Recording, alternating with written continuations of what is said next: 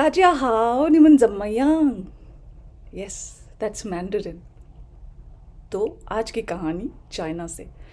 और इंटरेस्टिंगली ये कहानी मैं ब्रॉडकास्ट कर रही हूँ शंघाई से। Heart of China. पेजिंग के बाद शंघाई बहुत ही इम्पॉर्टेंट सिटी मानी जाती है। Capital of financial capital of China मानी जाती है। तो क्या है ये कहानी? आज की कहानी है हार्ड वर्क और कंसिस्टेंसी पे। ये हमारे बेस्ट फ्रेंड्स हैं, हार्ड वर्क और कंसिस्टेंसी। दुनिया में हर कोई हमको छोड़ सकता है, हर चीज़ें हमें छोड़ सकती हैं, लोग हमें छोड़ सकते हैं, लेकिन अगर हम हार्ड वर्क करें और कंसिस्टेंट रहें तो हमें कोई नहीं रोक सकता है हमारे ड्रीम्स को फुलफ़िल करने में। तो सुनते हैं आज की कहानी। ये एक छोटा सा गांव है चाइना में। बहुत समय पहले था, अभी भी है, लेकिन उस समय टेक्नोलॉजी इतनी विगरसली नहीं आई थी, तो बड़ा मुश्किल था लोगों के लिए। एक टेंपल था पहाड़ के ऊपर, उस पे जाना और प्रे करना। और चाइनीज़ कल्चर में है कनेक्शन की बात करते हैं विद देयर गॉड्स। सो उसके लिए टेंपल बहुत ज़रूरी है। ये बहुत पहले की बात है। अभी रिलीजन थोड़ा सा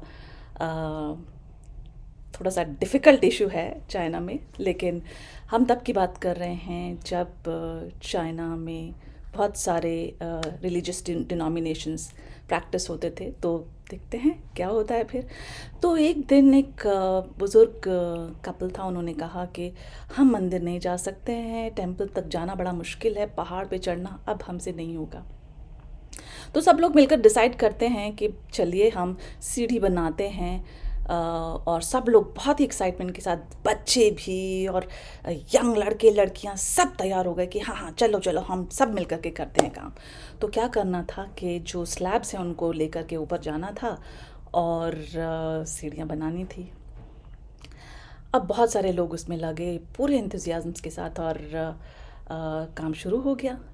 एक बहुत ही बुज़ुर्ग ओल्ड लेडी थी, उन्होंने भी शुरू किया। रोज़ाना एक छोटा सा पत्थर लेकर के धीरे धीरे धीरे धीरे ऊपर जाती थी और रखती थी और फिर वापस आती थी, रोज़ाना एक ही पत्थर। अब सब लोग मजाक भी उड़ाते थे कि ये क्या कर रही हैं आप, आपको क्या ज़रूरत है ये सब करने की, और कब तक करेंगी, हम हैं ना। तो जो यंग लड़कों का ग्रुप था वो उनको डिसुएट कर रहा था कि आपको ये सब करने की ज़रूरत नहीं है, आपसे नहीं होगा। कुछ नहीं बोली, करते रही अपना काम। कुछ दिनों बाद जो ये फुल एंथुजियाज्म के साथ जा रहे थे ऊपर और पत्थर लेकर के जा रहे थे, आ रहे थे हंसते गाते, उन्होंने कहा अरे हम इतनी मेहनत करते हैं, चलो आज रिलैक्स करते हैं। और फिर जब एक बार रिलैक्स करना शुरू हो जाते हैं तो उसका कोई एंड नहीं है। तो कभी शॉप में बैठ कर के गप मार रहे हैं, कभी खुले में बैठ कर के गप मार रहे हैं, घूम रहे हैं, बातें कर रहे हैं। लेकिन ये जो ओल्ड लेडी थी रोज़ाना अपना पत्थर एक लेकर के जा रही हैं ऊपर, फिर आ रही हैं। ऐसे करते करते करते करते करते बहुत महीने बीत गए और जो लोगों का पूरा इंतज़ियाज़्म था वो एकदम ठंडा पड़ गया। थक गए कि कल करेंगे कल करेंगे कल करेंगे, करते करते काफ़ी दिन ऐसे ही निकल गए। लेकिन धीरे धीरे धीरे धीरे धीरे धीरे सालों बीत गए और यू वुडंट बिलीव कि सारा मटेरियल ऊपर पहुंच गया और it was just a matter of a little bit more time और सीढ़ियाँ बन सकती थी।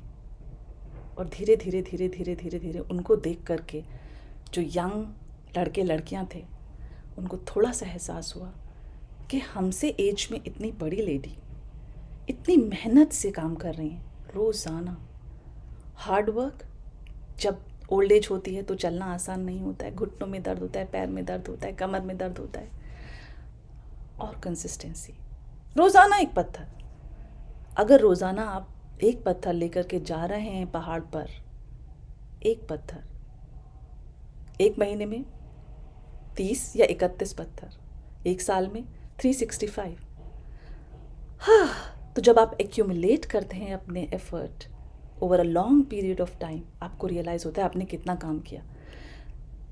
तो कंसिस्टेंसी और हार्ड वर्क की वजह से उस विलेज के लोगों को स्टेयरकेस मिल गया टेंपल तक जाने का, और एक दरवाज़ा खुल गया।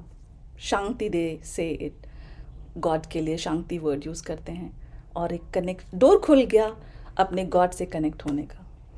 तो यहाँ पर्पस ये नहीं है कि आप सिर्फ काम करें मंदिर के स्टेप्स बनाने के लिए, या ये यहाँ पर मैसेज नहीं है। मैसेज एकदम क्लियर है कि आपकी लाइफ में पर्पस क्लियर होना चाहिए, आप क्या करना चाहते हैं।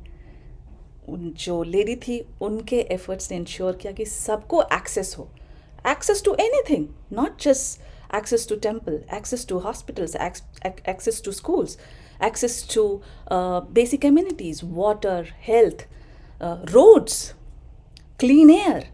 तो ये सब हमारे लाइफ के पर्पसेस होने चाहिए, और इसके लिए हमको कंसिस्टेंटली काम करना होगा, हार्ड वर्क करना होगा, तभी हम ये सब अचीव कर पाएंगे। सबके अपने अपने अलग अलग रोल्स हैं, रिस्पॉन्सिबिलिटीज़ हैं और ड्रीम्स हैं, तो उनको साथ में रख करके देखना और उनके लिए स्ट्राइव करना with a consistent attitude and action and लेस्ड with hard work. यही समझ में आ रहा है मुझे इस चाइनीज़ स्टोरी से। और जब मैं बाहर देखती हूँ, बिल्डिंग्स देखती हूँ, सड़कें देखती हूँ और एमिनिटीज़ देखती हूँ, तो मुझे रियलाइज़ होता है कि जो चाइनीज़ हैं वो वाकई में कंसिस्टेंट हैं और हार्ड वर्किंग हैं। सब हैं कि नहीं हैं, लेकिन जो डेवलपमेंट है उसको देख करके तो लगता है कि significant percentage of Chinese population, they are hard working and consistent. All right, कैसी लगी आज की कहानी?